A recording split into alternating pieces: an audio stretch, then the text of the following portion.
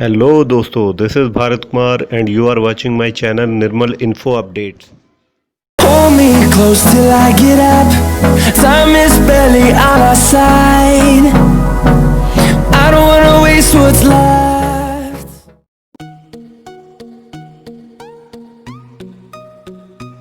The Indian Army has thwarted two major infiltration attempts by the Pakistan-based terrorists in which at least 13 terrorists have been eliminated and a terror launch pad has also been destroyed. In the first incident, opposite the line of control in the Mandar sector of Poonch district, the Indian Army retaliated to the Pakistani ceasefire violation and destroyed a terror launch pad hosing 10 to 15 terrorists who were waiting for the opportunity to infiltrate into the Indian side. Sources told Republic World that the Indian Army had the inputs that a group of 10 to 15 terrorists had assembled in a terror launch pad and the Pakistan Army would give them cover fire to help them infiltrate into the Indian side. To help the infiltrators cross over the line of control, Pakistan Army resorted to the unprovoked ceasefire violation. The Indian side retaliated, and in the retaliation, the terror launch pad was targeted in which 8 to 10 terrorists were killed and others were injured, a source told Republic World. He said that soon after the terror launch pad was hit, the Pakistan Army was seen shifting the bodies of the dead terrorists out of the camp. In another incident, the Army foiled an infiltration bid in the Kale area of the Nowshera sector of Rajouri district in which 3 terrorists who were trying to infiltrate into the Indian side were eliminated. A group of 3 heavily armed terrorists were seen trying to infiltrate into our side through the Arsonella in the Nowshera sector. When they were challenged, they started firing towards the army. In the retaliation, all 3 infiltrating terrorists were killed, the sources said. He said that the bodies of the dead terrorists are still lying in the Arsonella as nobody from the Pakistani side has yet come to pick them up.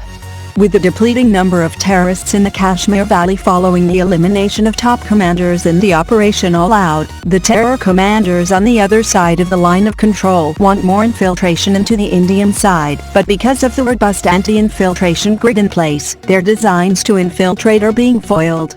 Lt Gen B.S. Raju, that Corps commander of the Srinagar-based 15 Corps on Sunday, said that the terror launch pads in Pakistan-occupied Kashmir are full and that the army will ensure that there is no successful infiltration.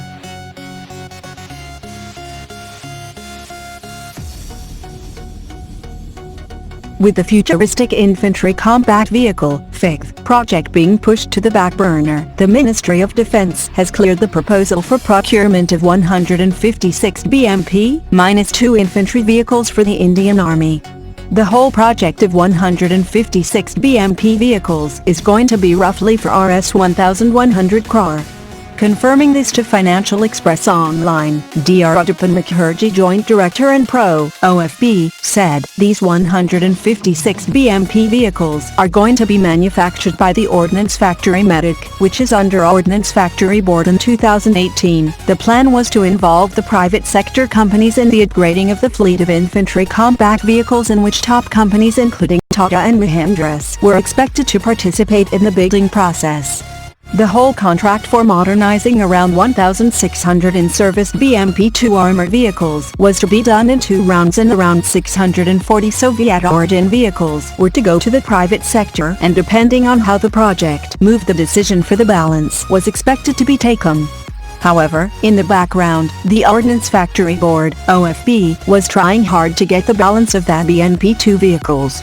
Infantry Combat Vehicle BMP-2 is an extremely potent and formidable weapon platform that equips Indian Army's mechanized infantry battalions, says Brigadier Bhatia, an Indian Army veteran.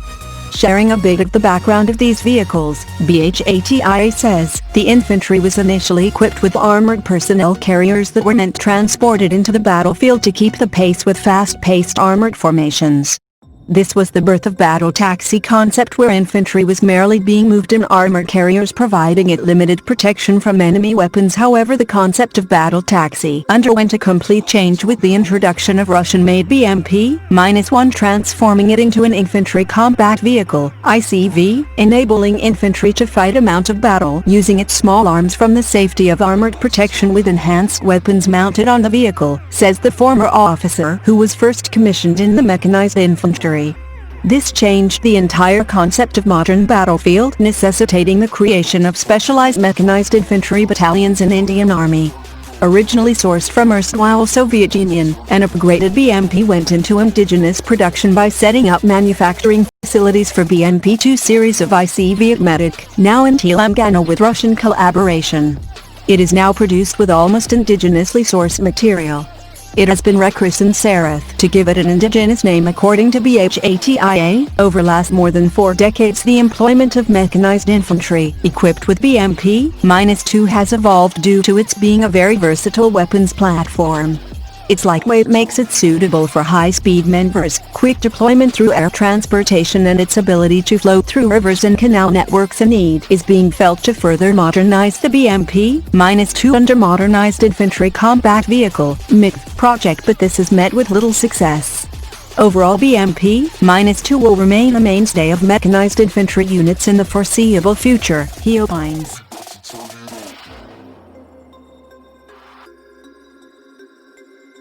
Ever since the rebels led by the tyrant Mao Zedong overthrew the People's Republic of China in 1949, it has long been a dream of the Communist Party of China to take back the island country of Taiwan, where the surviving members of the Kuomintang Party fled to Taiwan and established a government in the island. The rise of Tsai Ing-wen has greatly scuppered China's plans of forcefully reunifying Taiwan, as the latter is increasingly slipping away from the hands of the CCP. If recent developments are anything to go by, the Chinese government is planning to invade Taiwan. China has been aggressively expanding in the South China Sea at the cost of its neighbors, as the CCP wrongly claims almost the entire seas despite an international tribunal judgment against it.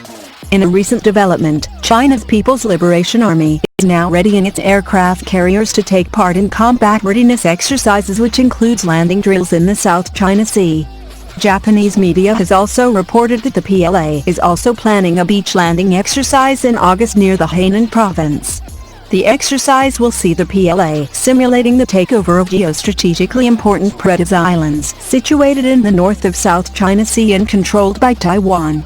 An aircraft carrier strike group will pass through the Predis Islands on its way to the exercise site to the southeast of Taiwan in the Philippine Sea, said a military insider.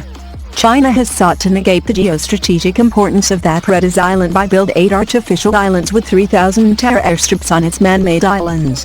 The fact that there are only 200 Taiwanese troops on the Predis Islands further increases the risk of a hostile takeover by China. Ever since Xi Jinping took over the reins of China, he has fastened the efforts of bringing back Taiwan to its fold, by force if necessary. However, Tsai Ing-wen is standing like a rock and scuppering Jinping's plans, and the pandemic will only increase the stature of Taiwan. In 2015, just before Tsai was elected, as opinion polls showed a decisive lead for her party, the CCP tried to threaten Taiwan by staging mock invasion of its presidential palace. In China's Zurich combat training base, the PLA has created a structure that is eerily similar to the streets of Taiwan's capital city, Taipei. The CCP released a video in early 2015, where the Chinese soldiers are shown conducting an assault on a building which is strikingly similar to Taiwan's presidential office. Earlier this year, one of China's top military generals threatened Taiwan with military action.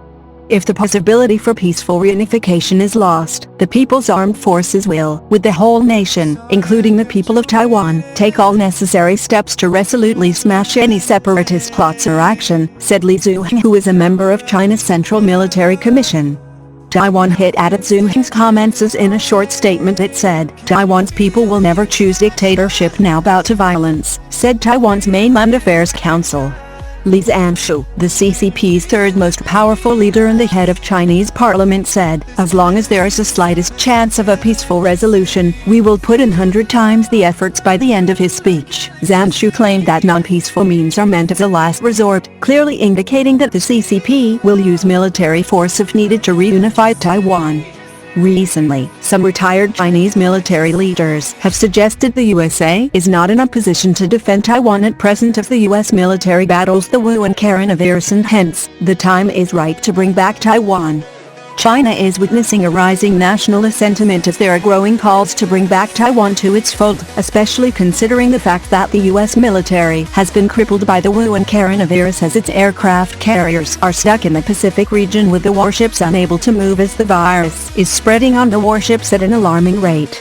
It may be reminded that the USA recently passed the Taipei Act, much to the chagrin of China, as the USA attempts to scale up its engagement with Taiwan and help the latter gain diplomatic recognition, which it so desperately needs. Importantly, the Taipei Act also seeks to safeguard Taiwan against any Chinese aggression. The law mandates that the U.S. president is required to provide weapons to Taiwan that mitigate the looming Chinese military threat.